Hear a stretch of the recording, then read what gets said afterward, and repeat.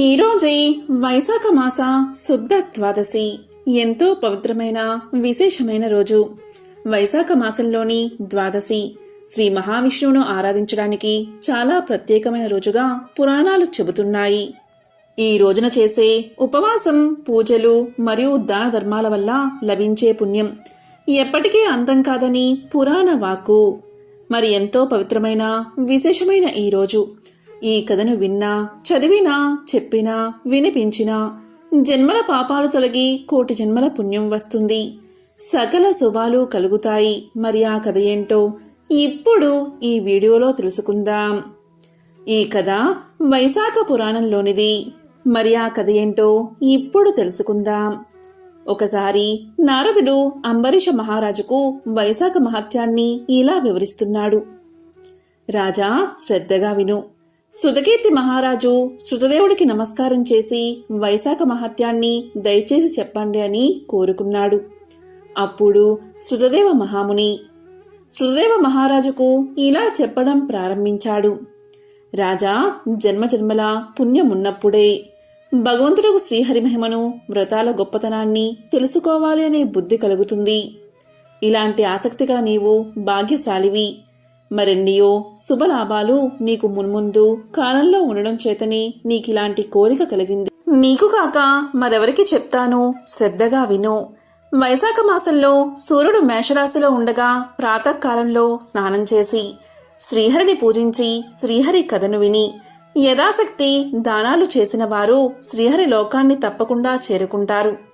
వైశాఖ పురాణం చెప్తూ ఉండగా దాన్ని శ్రద్ధగా వినక మరియొక దానిపై ఆసక్తి కలిగిన మూఢుడు, అజ్ఞాని రౌరము అనే నరకాన్ని పొంది పిశాచి అయి తిరుగుతాడు.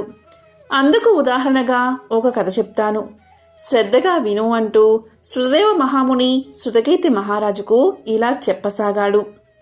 పూర్వం గోదావరి తీరంలో బ్రహ్మేశ్వరము అనే పుణ్యక్షేత్రం ఉంది.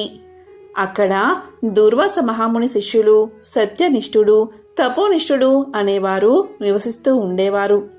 వారిద్దరూ మహాజ్ఞానులు, సర్వసంగ పరిత్యాగులు, ఉపనిషత్తులను బాగా చదివినవారు, అందరి భావాన్ని గ్రహించిన వారు. వారు భిక్షాన్నాన్ని మాత్రమే భోంచేసేవారు, మిక్కిలి పుణ్యశాలురు. వారు అక్కడ భృగు ప్రసవనమను తీర్థ సమీపములో నివసిస్తూ ఉండేవారు. వారిద్దరిలో సత్యనిష్ఠుడు శ్రీహరి కథలయందు ఆసక్తి కలవాడు. చెప్పేవారు లేకుంటే తానే శ్రీహరి కథలను వివరిస్తూ ఉండేవాడు. శ్రీహరి కథలను ఎవరైనా చెప్తే శ్రద్ధగా వినేవాడు. వేరెవరనూ లేకపోతే విష్ణు కథలు తలుచుకుంటూ శ్రీహరికి ప్రీతిని కలిగించే పనులు చేస్తూ ఉండేవాడు. శ్రీహరి కథలను చెప్పువారుంటే రాత్రి పగళ్ళు తన పనులు మాని వాటినే వింటూ ఉండేవాడు. అట్లే వినువారుంటే తాను రాత్రి పగళ్ళు శ్రీ మహావిష్ణువు యొక్క కథలను వివరిస్తూ ఉండేవాడు.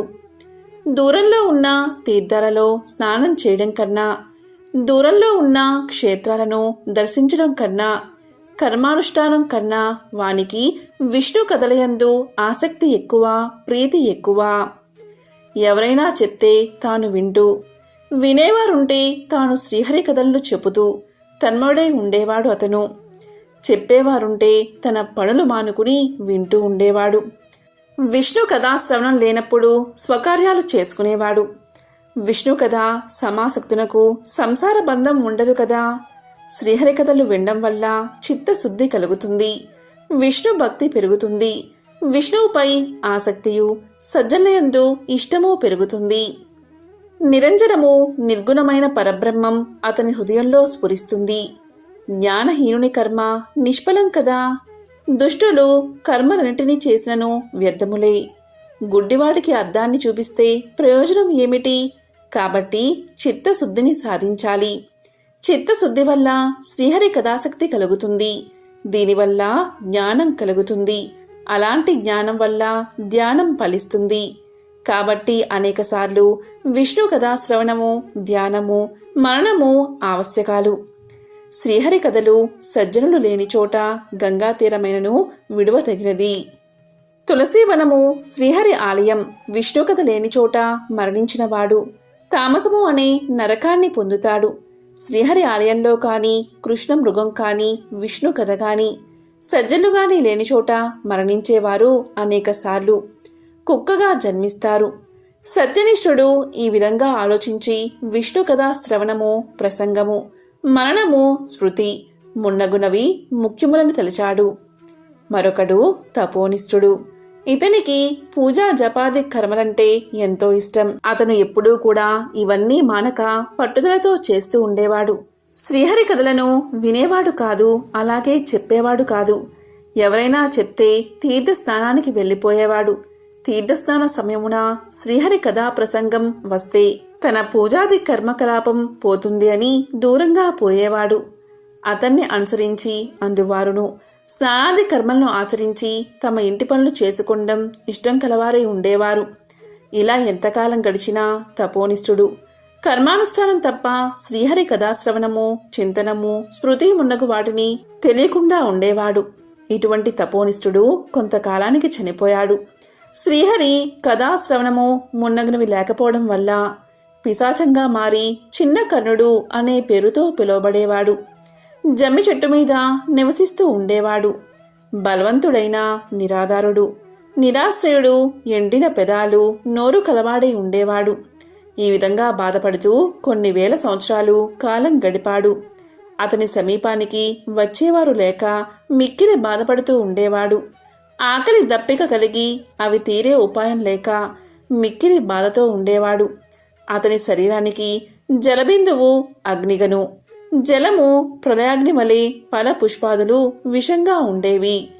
ఈ విధంగా కర్మ పరాయణుడైన తపోనిష్ఠుడు చాలా విధాలుగా బాధపడుతూ ఉండేవాడు. నిర్జనమైన ఆ అడవిలో అతను ఒక్కడే మిక్కిలి బాధపడుతూ ఉండగా ఒకనాడు సత్యనిష్ఠుడు పనిపై పోతూ ఆ ప్రాంతానికి చేరుకున్నాడు.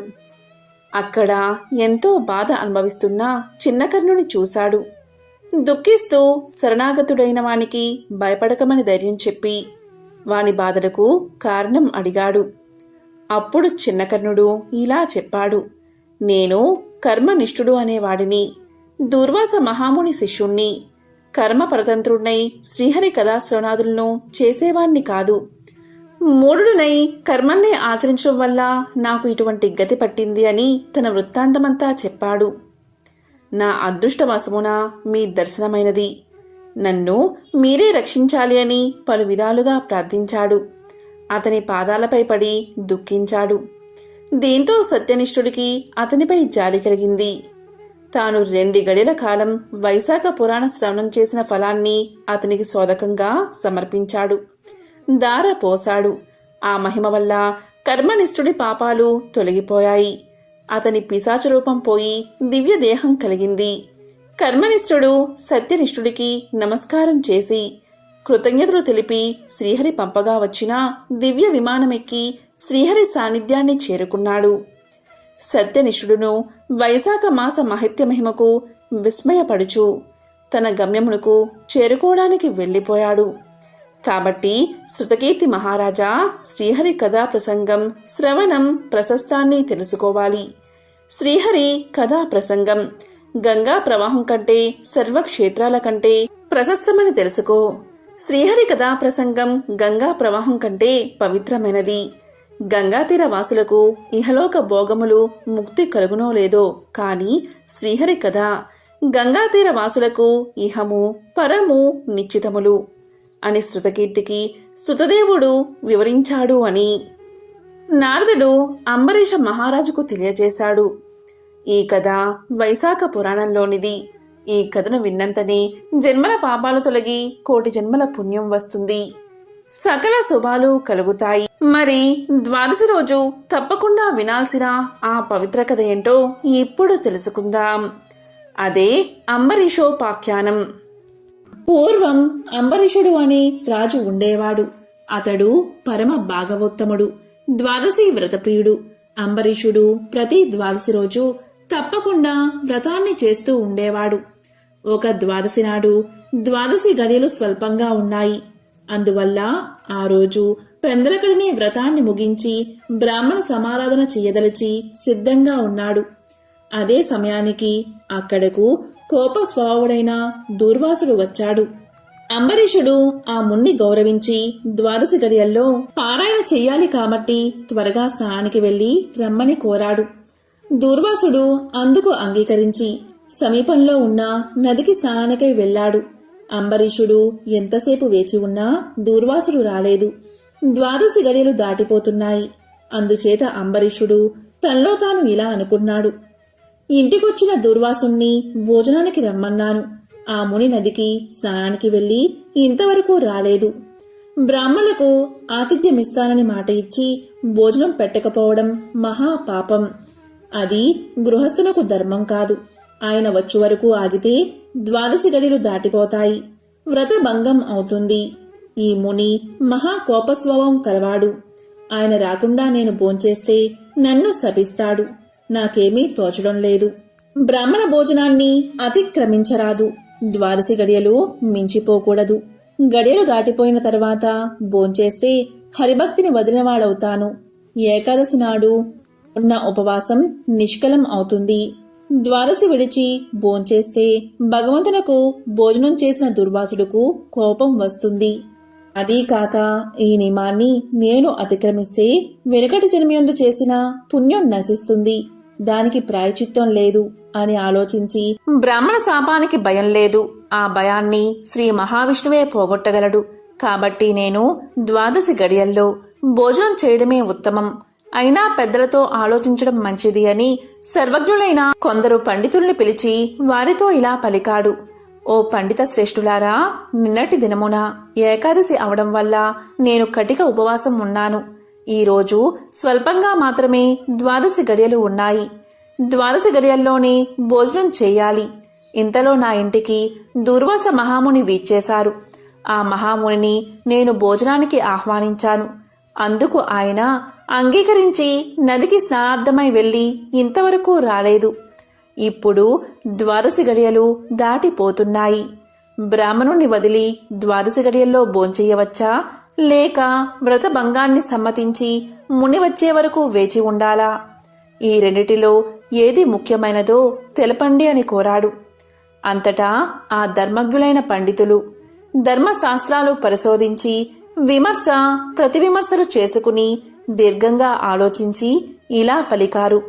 మహారాజా, సమస్త ప్రాణికోటిలా గర్భకుహ్రమందు జఠరాగ్ని రూపమున రహస్యంగా ఉన్న అగ్నిదేవుడు ఆకలిని పుట్టించి ప్రాణుడు భుజించిన చతుర్విధ అన్నమును పచనం గావించి దేహేంద్రియాదులకు శక్తిని ఇస్తున్నాడు. ప్రాణవాయువు సహాయంతో జఠరాగ్ని ప్రజ్వరిల్లుతుంది. అది చెలరేగిన క్షుద్బాధ దప్పిక కలుగుతుంది. ఆ తపము చల్లార్చాలి అంటే అన్నము నీరు పుచ్చుకుని శాంతపరచాలి. శరీరానికి శక్తి కలగజేసేవాడు అగ్నిదేవుడు.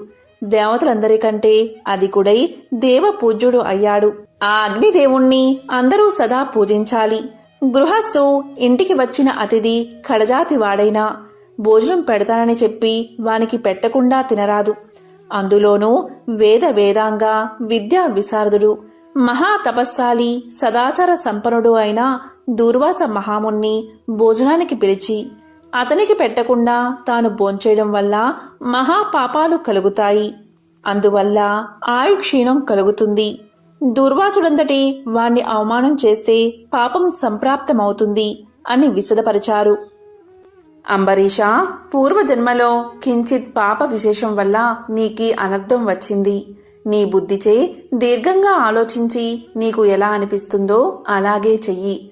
ఇక మాకు సెలవు ఇప్పించు అని పండితులు పలికారు. అంతా అంబరీషుడు ఇలా అన్నాడు. ఓ పండితోత్తములారా, నా నిశ్చిత అభిప్రాయాన్ని ఆలకించి వెళ్ళండి. ద్వాదశి నిష్టను విడవడం కన్నా విప్రశాపం అధికమైంది కాదు. జలపానం చేయడం వల్ల బ్రాహ్మణుణ్ణి అవమానపరచడం కాదు. ద్వాదశిని విడవడమూ కాదు. అప్పుడు దుర్వాసుడు నన్ను ఎలా నిందిస్తాడు? నిందించడు. మొదట పుణ్యఫలం నశించదు. కాబట్టి జలపానం చేసి ఊరుకుంటాను అని వారి ఎదుటే జలపానం చేశాడు. అంబరీషుడు జలపానం చేసిన మరుక్షణమే దూర్వాసుడు స్నాన జపాదులు పూర్తి చేసుకుని అక్కడికి వచ్చాడు.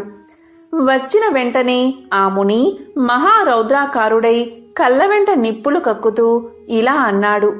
ఓరి మదాందా, నన్ను భోజనానికి రమ్మని నేను రాకుండానే నువ్వు ఎలా భోంచేశావు? ఎంత దుర్మార్గము, ఎంత నిర్లక్ష్యము, ఎంతటి ధర్మ పరిత్యాగివి! అతిథికి అన్నం పెడతానని ఆశ చూపి పెట్టకుండా తాను తిన్నవాడు మలభక్షకుడు అవుతాడు. అలాంటి అధముడు మరుజన్మలో పురుగై పుడతాడు. నీవు భోజనానికి బదులు జలపానం చేశావు. అది భోజనంతో సమానమైనదే. నీవు అతిథిని విడిచి భోజనం చేశావు కాబట్టి నీవు నమ్మకద్రోహి అవుతావే కాని హరిభక్తుడివి ఎలా కాగలవు? శ్రీహరి బ్రాహ్మణ అవమానాన్ని సహించడు. నన్ను అవమానించడం శ్రీహరిని అవమానించడమే. నీవంటి హరినిందాపరుడు మరియొకడు లేడు. నీవు మహాభక్తుడవని అతి గర్వం కలవాడవై ఉన్నావు. ఆ గర్వంతోటే నీవు నన్ను భోజనానికి ఆహ్వానించి అవమానపరిచి నిర్లక్ష్యంగా జలపానం చేశావు. అంబరీషా, నీవు ఎలా పవిత్ర రాజకుటుంబంలో పుట్టినావురా? నీ వంశం కలంకం కాలేదా అని కోపంతో నోటికి వచ్చినట్లు తిట్టాడు. అంబరీషుడు ముని కోపానికి గడగడా వణుకుతూ ముకులిత హస్తాలతో ఇలా అన్నాడు. మహానుభావా, నేను ధర్మహీనుడను. నా అజ్ఞానంచే నేనీ కార్యాన్ని చేశాను. నన్ను రక్షించండి. బ్రాహ్మణులకు శాంతే ప్రధానము. మీరు తపోధనులు, దయా దాక్షిణ్యాలు కలవారు కాబట్టి నన్ను కాపాడండి అని అతని పాదాలపై పడ్డాడు. దయాశూన్యుడైన దుర్వాసుడు అంబరీషుడి తలను తన ఎడమకాలితో తన్ని, దోషికి శాపం ఇయ్యకుండా ఉండరాదు. నీవు మొదటి జన్మలో చేపగాను, రెండవ జన్మలో తాబేలుగాను, మూడవ జన్మలో పందిగాను, నాలుగవ జన్మలో సింహంగాను, ఐదవ జన్మలో వామనుడిగాను, ఆరవ జన్మలో క్రూరుడువైన బ్రాహ్మణుడుగాను, ఏడవ జన్మలో మూఢుడువైన రాజుగాను, ఎనిమిదవ జన్మలో రాజ్యం కాని సింహాసనం కాని లేనట్టి రాజుగాను, తొమ్మిదవ జన్మలో పాషాండ మతస్థునిగాను, 10వ జన్మలో పాప బుద్ధి గల దయలేని బ్రాహ్మణుడుగాను పుట్టెదుగాక అని వెనుక ముందు ఆలోచించక శపించెను. ఇంకా కోపం తగ్గనందున మరలా శపించుటకు ఉద్యుక్తుడు అవుతుండగా శ్రీ మహావిష్ణువు బ్రాహ్మణ శాపం వృధా కాకూడదని తన భక్తునికి ఏ అపాయం కలగకుండా ఉండడానికి అంబరీషుని హృదయంలో ప్రవేశించి ఇలా పలికాడు.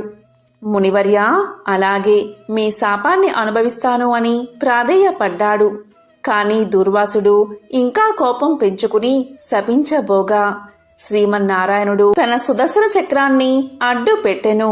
ఆ సుదర్శనం కోటి సూర్య ప్రభలతో అగ్నిజ్వాళ్లు కక్కుతూ దూర్వాసునిపై పడబోయింది. అంత దూర్వాసుడు ఆ చక్రం తనను మసిచేయనని తలంచి ప్రాణాలపై ఆశ కలిగి అక్కడ్నుండి బతుకు జీవుడా అని పరుగుపెట్టాడు. మహా తేజస్సుతో చక్రాయుధం దూర్వాసుని తరుముచూ ఉంది. దూర్వాసుడు తన్ను కాపాడమని భూలోకంలో ఉన్న మహాముళ్లను, దేవలోకానికి వెళ్లి దేవేంద్రుణ్ణి, బ్రహ్మలోకానికి వెళ్లి బ్రహ్మదేవుణ్ణి, కైలాసానికి వెళ్లి పరమేశ్వరుణ్ణి ఎంత ప్రార్థించినా వారు సైతం చక్రాయుధం బారి నుండి దూర్వాసుని కాపాడలేకపోయారు.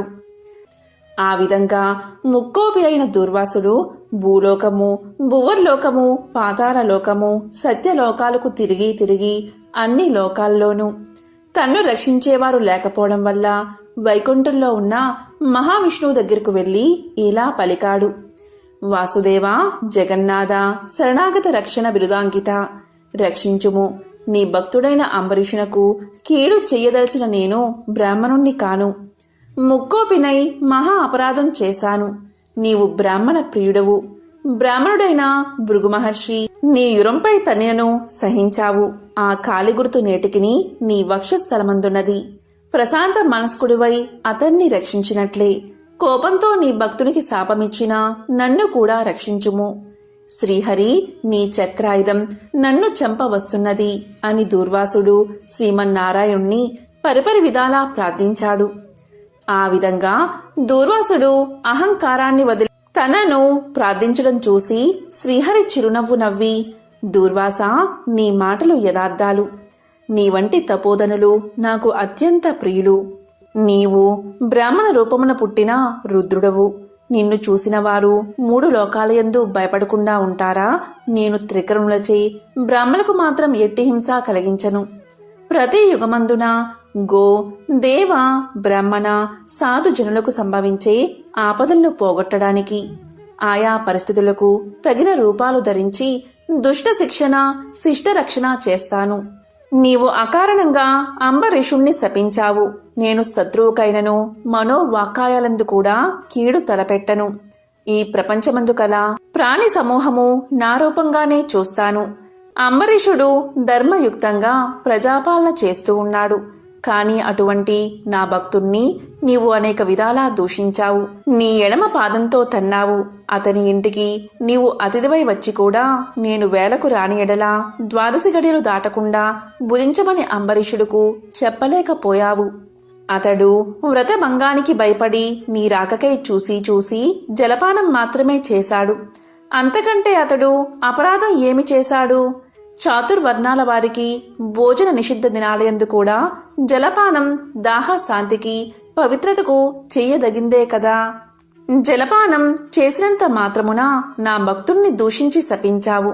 అతడు వ్రతభంగానికి భయపడి జలపానం చేసినాడు కాని నిన్ను అవమానించుటకు చెయ్యలేదే. నీవు మండిపడుతున్నా బతిమాలి నిన్ను శాంతింప చేయడానికే చూశాడు. ఎంత బ్రతిమాలినా నీవు శాంతించనందున నన్ను శరణు వేడుకున్నాడు. నేనప్పుడు రాజు హృదయంలో ప్రవేశించాను. నీ శాపఫలము 10 జన్మల్లో అనుభవిస్తాను అని పలికిన వాడిని నేనే. అతడు నీ వల్ల భయంచే నన్ను శరణు వేడాడు. కాని తన దేహం తాను తెలుసుకునే స్థితిలో లేడు. నీ శాపాన్ని అతడు వినలేదు. అంబరీషుడు నా భక్త కోటిలో శ్రేష్ఠుడు, నిరపరాధి, దయాశాలి, ధర్మ తత్పరుడు. అటువంటి వాడిని అకారణంగా దూషించావు. అతన్ని నిష్కారణంగా శపించావు. విచారించకు.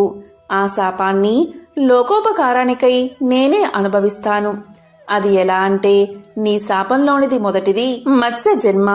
నేనీ కల్పమున మనువును రక్షించే నిమిత్తం సోమకుడు అనే రాక్షసుణ్ణి చంపే నిమిత్తం మత్స్య రూపం ఎత్తుతాను. మరికొంతకాలానికి దేవదానవులు క్షీరసాగరాన్ని మదించుటకు మందర పర్వతాన్ని కవ్వంగా చేస్తారు. ఆ పర్వతం నీటిలో మునగకుండా కూర్మ రూపమున నా వీపున మోస్తాను. వరహ జన్మ ఎత్తి హిరణ్యాక్షుణ్ణి వధిస్తాను. నరసింహ జన్మ ఎత్తి హిరణ్యకశిపుణ్ణి చంపి ప్రహ్లాదుణ్ణి రక్షిస్తాను. బలిచే స్వర్గం నుండి పారద్రోలబడిన ఇంద్రుడకు తిరిగి స్వర్గాన్ని అప్పగించడానికి వామన రూపమెత్తి బలిచక్రవర్తిని పాతాళ లోకానికి తొక్కేస్తాను. భూభారాన్ని తగ్గించడానికై క్షత్రియులను చంప బ్రాహ్మణునై జన్మించి భూభారాన్ని తగ్గిస్తాను. లోకకంటకుడైన రావణుణ్ణి చంపి లోకోపకారం చేయడానికి రఘువంశమున రాముడై జన్మిస్తాను. తరువాత యదువంశమున కృష్ణుడిగా, కలియుగమున బుద్ధుడిగా, కలియుగాంతమున విష్ణు చిత్తుడను విప్రుడి ఇంట కల్కి అనే పేరుతో జన్మించి గుర్రాన్ని ఎక్కి తిరుగుతూ బ్రహ్మద్వేషులందరినీ మట్టు పెడతాను. నీవు అంబరీషుడికి శాపరూపమును ఇచ్చిన 10 జన్మలు ఈ విధంగా పూర్తి చేస్తాను. ఈ విధంగా నా దశావతారాలను సదా స్మరించే వారికి సమస్త పాపాలు హరింపచేసి వైకుంఠ ప్రాప్తిని నొసంగుతాను. ఇది ముమ్మాటికి తథ్యము. ఓ దుర్వాసముని, నీవు అంబరీషుణ్ణి శపించిన విధంగా ఆ 10 జన్మలు నాకు సంతోషకరమైనవే. నేను అవతారాలు ఎత్తడం కష్టం కాదు. నీవు తపస్సాలివి. నీ మాటలకు విలువ ఇవ్వాలి. కాబట్టి అందుకే నేను అంగీకరించాను. బ్రాహ్మణుల మాట అసత్యమైతే వారికి గౌరవం ఉండదు. ఇటు భక్తులను కాపాడడం, అటు బ్రాహ్మణుల మాట తప్పకుండా ఉండడం నా కర్తవ్యం. నీవు అంబరీషుని ఇంట భోంచేయకుండా వచ్చినందుకు అతడు ఎంతో బాధపడి బ్రాహ్మణ పరివృతుడై ప్రాయోపవేశం మొనర్చాడు. ఆ కారణం వల్ల విష్ణు చక్రం నిన్ను బాధించాలి అనుకుంది. ప్రజారక్షణమే రాజధర్మం కాని ప్రజాపీడనం కాదు. ఒక బ్రాహ్మణుడు దుష్టుడైతే వాణ్ణి జ్ఞానులకు బ్రాహ్మణులే శిక్షించాలి. ఒక విప్రుడు పాపి అయితే మరొక విప్రుడే దండించాలి. ధనుర్బాణాలు ధరించి ముష్కరుడై యుద్ధానికి వచ్చిన బ్రాహ్మణుని తప్ప మరెవరిని ఎప్పుడూ దండించకూడదు. బ్రాహ్మణ యువకుడిని దండించుట కంటే పాతకం లేదు. విప్రుణ్ణి హింసించువాడు, హింసింప చేసేవాడు బ్రాహ్మణ హంతకులని న్యాయశాస్త్రాలు ఘోషిస్తున్నాయి. బ్రాహ్మణుణ్ణి సిగబట్టి లాగినవాడు, కాలితో తన్నినవాడు, విప్రద్రవ్యాన్ని హరించేవాడు, బ్రాహ్మణుణ్ణి గ్రామం నుండి తరిమినవాడు, విప్ర పరిత్యాగం చేసినవాడు బ్రహ్మహంతకులే అవుతారు. కాబట్టి ఓ దుర్వాస మహర్షి, అంబరీషుడు నీ గురించి తపస్సాలియు విప్రోత్తమును అయిన దుర్వాసుడు నా మూలాన ప్రాణ సంకటం పొందుతున్నా. అయ్యో, నేను బ్రాహ్మణ హంతకుడిని అయ్యానే అని పరితాపం పొందుతున్నాడు. కాబట్టి నీవు వేగమే అంబరీషుని దగ్గరకు వెళ్ళు, అందువల్ల మీ ఇద్దరికీ శాంతి కలుగుతుంది అని విష్ణువు దూర్వాసుడికి నచ్చచెప్పి అంబరీషుని వద్దకు పంపాడు. అలా దూర్వాసుడు శ్రీమన్నారాయణుడి దగ్గర సెలవు తీసుకుని తన్ను వెన్నంటి తరుముతున్న విష్ణు చక్రాన్ని చూసి భయపడుతూ తిరిగి మళ్లీ భూలోకానికి వచ్చి అంబరీషుని దగ్గరకు వెళ్లి, అంబరీషా, ధర్మ పాలక, నా తప్పు క్షమించి నన్ను రక్షించు. నీకు నాపై గల అనురాగంతో ద్వాదశి పారాయణకు ఆహ్వానించావు. కాని నిన్ను కష్టాల పాలు చేసి వ్రతభంగం చేయించి నీ పుణ్యఫలాన్ని నాశనం చెయ్యాలి అనుకున్నాను.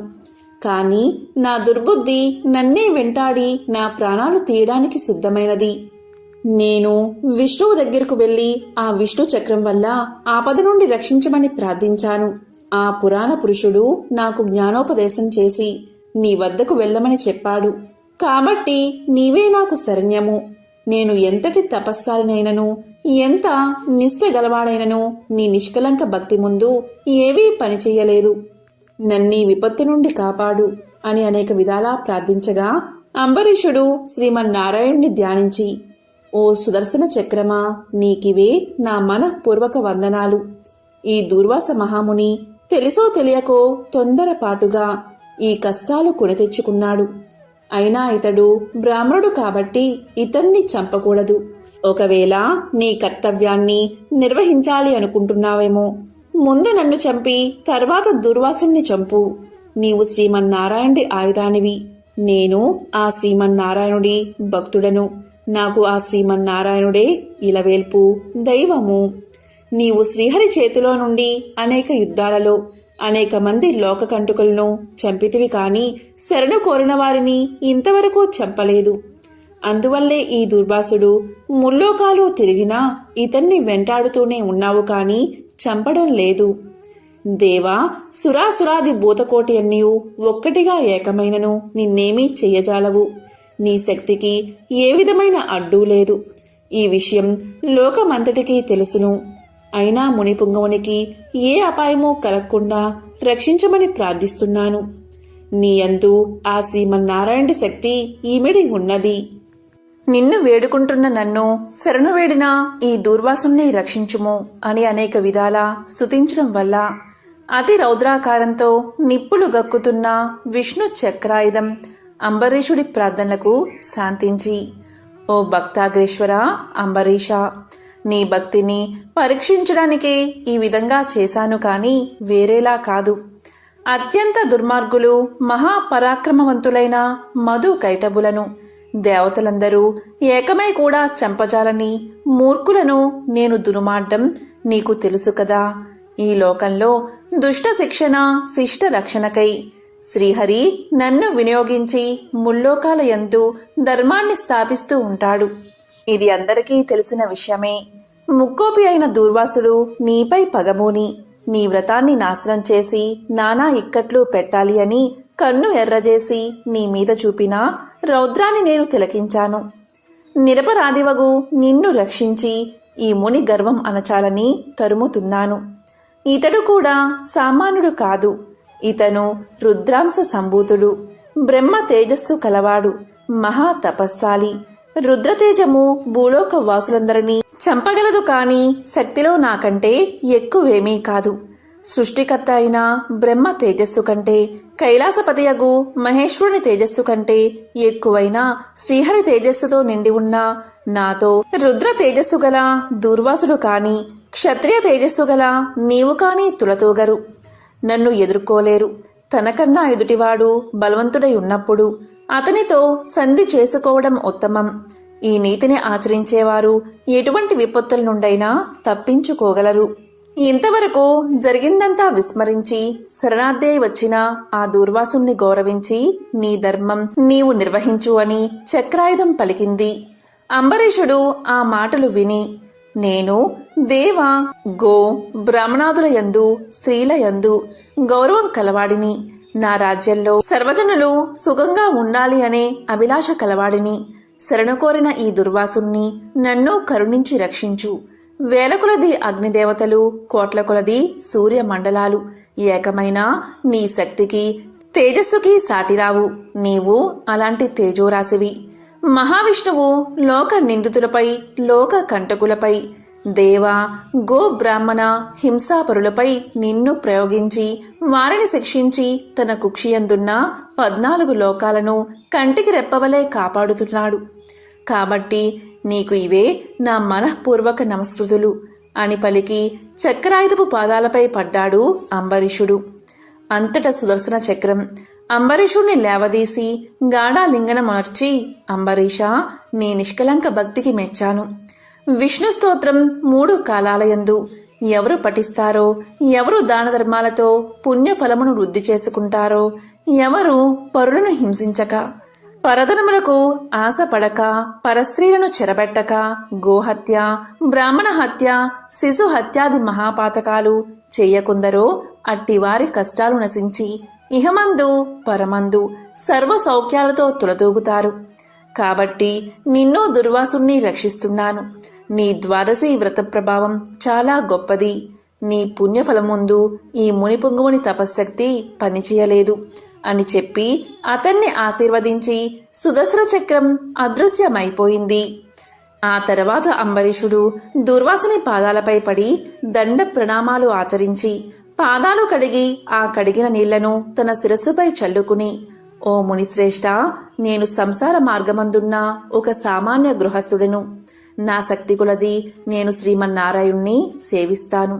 ద్వాదశి వ్రతం చేసుకుంటూ ప్రజలకు ఎట్టి కీడు రాకుండా ధర్మవత్తుండై రాజ్యం ఏలుతున్నాను. నా వల్ల మీకు సంభవించిన కష్టానికి నన్ను మన్నించండి. మీ ఎడల నాకు అమితమైన అనురాగం ఉండడం చేతనే తమకు ఆతిథ్యం ఇవ్వాలని ఆహ్వానించాను. కాబట్టి నా ఆతిథ్యాన్ని స్వీకరించి నన్ను, నా వంశాన్ని పావనం చేసి కృతార్థుణ్ణి చెయ్యండి. మీరు దయార్థ హృదయులు. ప్రథమ కోపంతో నన్ను శపించినా మరలా నా గృహానికి విచ్చేశారు. నేను ధన్యుణ్ణి అయ్యాను. మీ రాక వల్ల శ్రీ మహావిష్ణువు యొక్క సుదర్శనాన్ని చూసే భాగ్యం నాకు కలిగినది. అందువల్ల నేను మీ ఉపకారాన్ని మరవలేకున్నాను. మహానుభావా, నా మనస్సంతోషంచే మిమ్మల్ని ఎలా స్తుతించాలో నా నోట పలుకులు రాకున్నవి. నా కళ్ళ వెంట వచ్చు ఆనంద బాష్పాలతో తమ పాదాలు కడుగుతున్నాను. తమకు ఎంత సేవ చేసిననో ఇంకా రుణపడి ఉంటాను. కాబట్టి ఓ పుణ్యపురుష, నాకు మరలా నరజన్మ రాకుండా ఉండేటట్లు సదా మీ బోటి మునిశ్రేష్ఠుల యందు, ఆ శ్రీమన్నారాయణుడి యందు మనస్సు కలవాడనై ఉండేటట్లు నన్ను ఆశీర్వదించండి అని ప్రార్థించి సహపంక్తి భోజనానికి దయచేయమని ఆహ్వానించాడు. ఈ విధంగా తన పాదాలపై పడి ప్రార్థిస్తున్న అంబరీషుణ్ణి ఆశీర్వదించి ఇలా పలికాడు దూర్వాసుడు. రాజా, ఎవరు ఎదుటివారి బాధన నివారణ గావించి ప్రాణాలు కాపాడతారు, ఎవరు శత్రువులకైనా శక్తి కొలది ఉపకారం చేస్తారు, అలాంటివారు తండ్రితో సమానమని ధర్మశాస్త్రాలు తెలియచేస్తున్నాయి. నీవు నాకు ఇష్టుడవు, తండ్రితో సమానుడు అయ్యావు. నేను నీకు నమస్కారం చేస్తే నాకంటే చిన్నవాడు అవడం వల్ల నీకు ఆయుక్షీణం కలుగుతుంది. అందుచేత నీకు నమస్కారం చేయడం లేదు. నీవు కోరిన ఈ స్వల్ప కోరికను తప్పకుండా నెరవేరుస్తాను. పవిత్ర ఏకాదశి వ్రతనిష్ఠుడవగు నీకు మనస్తాపాన్ని కలగజేసినందుకు వెంటనే నేను తగిన ప్రాయశ్చిత్తాన్ని అనుభవించాను. నాకు సంభవించిన విపత్తును తొలగించుటకు నీవే దిక్కయ్యావు. నీతో భోజనం చేయడం నా భాగ్యం కాక మరొకటి అవుతుందా అని దుర్వాస మహాముని పలికి అంబరీషుని అభిష్టం ప్రకారం పంచభక్ష పరమాన్నాలతో సంతృప్తిగా విందు ఆరగించి అతని భక్తికి కడంగుడు ప్రశంసించి అంబరీషుణ్ణి దీవించి సెలవు తీసుకుని తన ఆశ్రమానికి వెళ్లిపోయాడు. ఎంతో పవిత్రమైన విశేషమైన ద్వాదశి రోజు ఈ కథలను విన్నా, చదివినా, చెప్పినా, వినిపించినా జన్మల దరిద్రం తొలగి కోటి జన్మల పుణ్యం వస్తుంది. సకల శుభాలు కలుగుతాయి. ఓం నమో నారాయణాయ. ఓం నమః శివాయ. ఓం శ్రీ మహాలక్ష్మియే నమః.